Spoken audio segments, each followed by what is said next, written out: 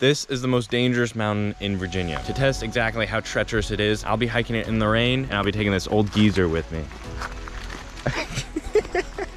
It's about 100 miles away from Washington, D.C., and every year they have to rescue hikers who are injured or exhausted. If you're unlucky enough to be one of those hikers, you'll likely have to be taken out in a helicopter or dragged down the mountain on a stretcher, which would stink. The trail is 9.8 miles long and usually takes between 5.5 and 6.5 hours to hike. But since we're in such peak physical condition, we thought it would only be fair if we tried to hike it in 4 hours. Careful on the rocks, a little slick. Enjoy your day, be safe up there. Thank you. Thank you.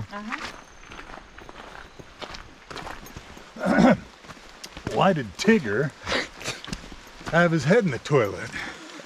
I don't know why. He was looking for poo. This is the most boring part of the hike because it's just switchbacks through the woods for all eternity. But regardless, we have to keep moving because if we don't complete it within 4 hours, we have to do the polar plunge in the stream of leeches. Oh, this is steep. Guy wants to go slower. He's complaining that we're going too fast.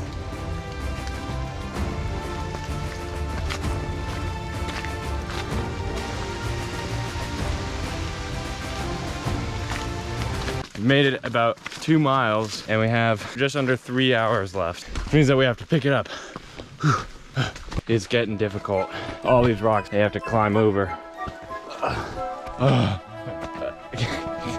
What a beautiful view.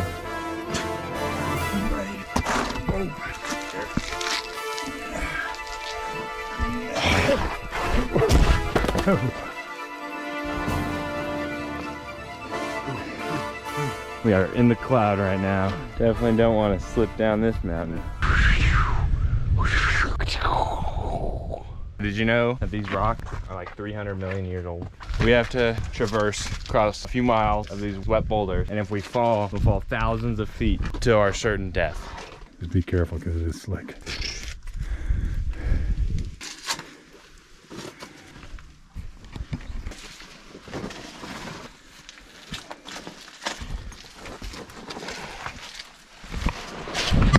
Four-hour challenge is not looking too good. Challenge is going to be doing this without busting anything. Yeah.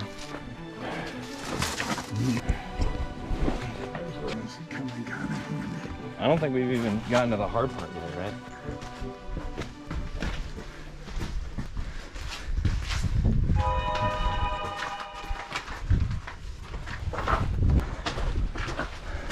This is a pretty difficult hike everybody's always talking about. K2, 20% death rate. Brag. Try old rag. I could slip, bust my head open, or something like that. Bruise your pants. This next part is probably the most difficult stretch of the whole hike. Whoa.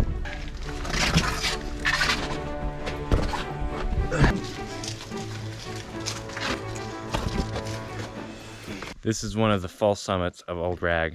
Basically what that means is that it's like the summit, but it's not the summit. And so you think you're at the summit, but you're not. And it turns out you have to hike even longer. Definitely don't want to fall down there. If you fall down there, you never stop falling, you just fall.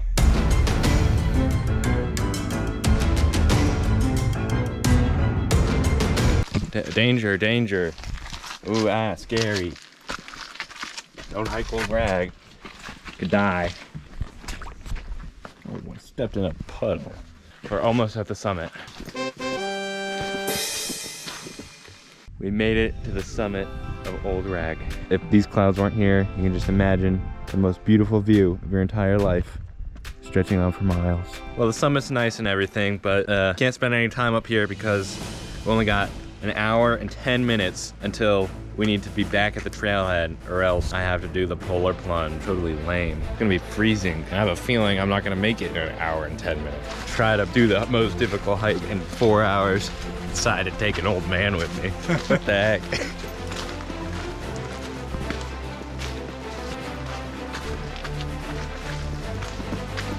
We made it to the fire road, which is basically a 3-mile muddy dirt road, and it's pouring rain, and we have 17 minutes and 35 seconds left. Really not looking good. Anything you want to say to the camera? know.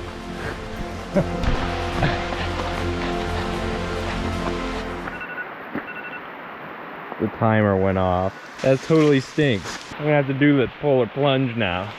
Well, if I learned one thing from today, it's that old rag can be sort of dangerous, especially when it's slippery. Also, to wear a rain jacket that keeps you dry. Not that it really matters, because I'm gonna be doing this polar plunge. That's cold.